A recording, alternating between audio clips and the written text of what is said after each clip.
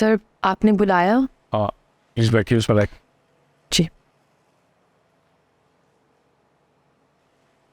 मेरे ख्याल ये 2-3 दिनों में आप काफ़ी काम सीख गई हो। जी काफ़ी हद तक समझ लिया है।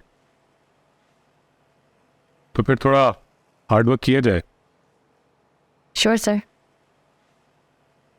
ये जो हमारी पीए साहिबा है ना, जो ऑफिस टाइमिंग में मेकअप करती हैं, थोड़ा थोड़ा काम भी कर लेती हैं।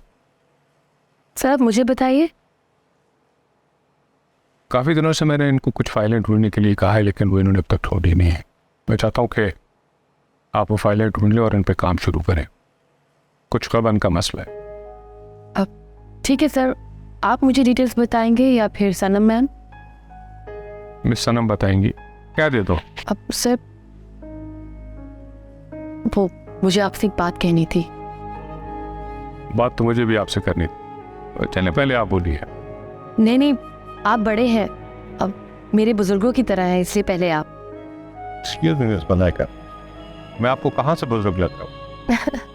नहीं नहीं, मैं तो आपको एहतराम में कह रही थी। आजकल औरतें ही नहीं, मर्द भी बहुत एज कॉन्शियस हो गए।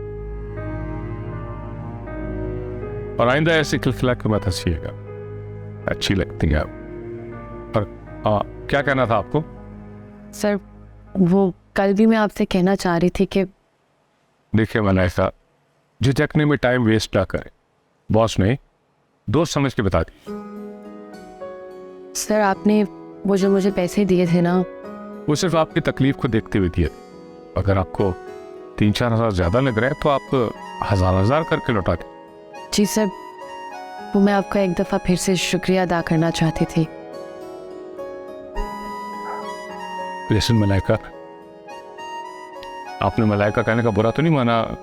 नहीं नहीं, कैसी बातें कर रहे हैं आप सर, आप बिल्कुल कह सकते हैं। देखिए मलाइका, मैंने आपको किसी से ओवर कर दिया है। फिर ऑफिस में बहुत सारे लोग मेरे साथ फ्रॉड कर रहे हैं। मैं चाहता हूँ कि इस ऑफिस में आप मेरी मुखबिर बन के काम करें।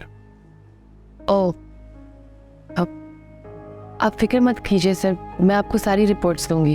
देखो मलाइका, मैं इसलिए तुम्हारे और अपने दरमियान एतबार और बेतकल्लुफ़ी की फिजा कायम करना चाहता हूँ। I understand sir. हाँ, तुम बिल्कुल टेंशन फ्री होकर काम करो।